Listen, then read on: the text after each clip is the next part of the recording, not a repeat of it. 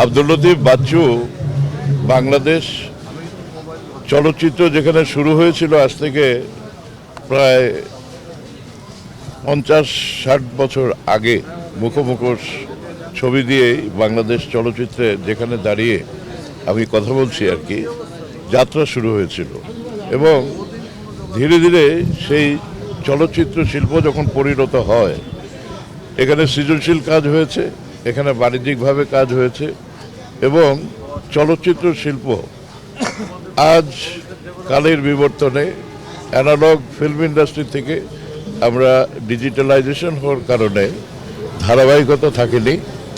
আমি অত্যন্ত আশাবাদী যে সামনের দিকে ইনশাল্লাহ আমাদের বর্তমানে যে নির্বাচন হচ্ছে সেই নির্বাচিত সরকার আসলে, গণতান্ত্রিক একটা সরকার হলে, তখন এই চলচ্চিত্র শিল্প ঠিক আগের জায়গায় ফিরে আসবে। এই কথাটুকু আমি এই জন্য বলছি যে আব্দুল লতিফ বাচ্চু হচ্ছে সেই অ্যানালগ যুগের সেই সময়ের একজন চিত্রগ্রাহক।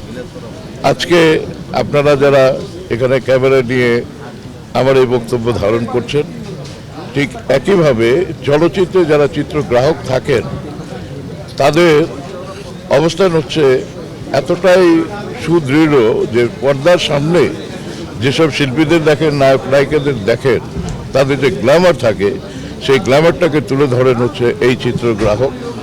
এবং আমাদের দেশে যারা প্রধানতম চিত্রগ্রাহক ছিলেন তার মধ্যে অন্যতম হলেন আব্দুল লতিফ বাচ্চু।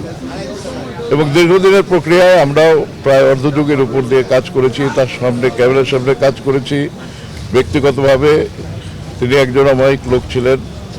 বিশেষ করে আমার দেশ হচ্ছে সিরাজগঞ্জে, উনি সিরাজগঞ্জের বাসিন্দা এবং সিরাজগঞ্জের বহু ক্যামেরাম্যান, এর আগে অরুণ রায় ছিলেন এবং সেখানে অনেক পরিচালক, প্রযোজক, চলচ্চিত্রের অভিনেতা আমরা পেয়েছি।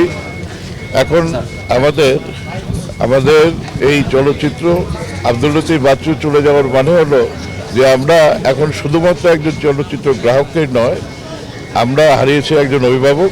ধীরে ধীরে আমাদের এই চলচ্চিত্র শিল্পে অভিভাবকের অনুপস্থিতিগুলো আমাদের এই চলচ্চিত্রকে আবার নতুন করে গড়ে তুলতে যে অভাবটা তৈরি হচ্ছে, সেই অভাবটা এবং সেই শূন্যস্থানটা পূরণ করার জন্য আমাদের, আপনারা যারা সাংবাদিক আছেন, তাদের সবার সহযোগিতা লাগবে।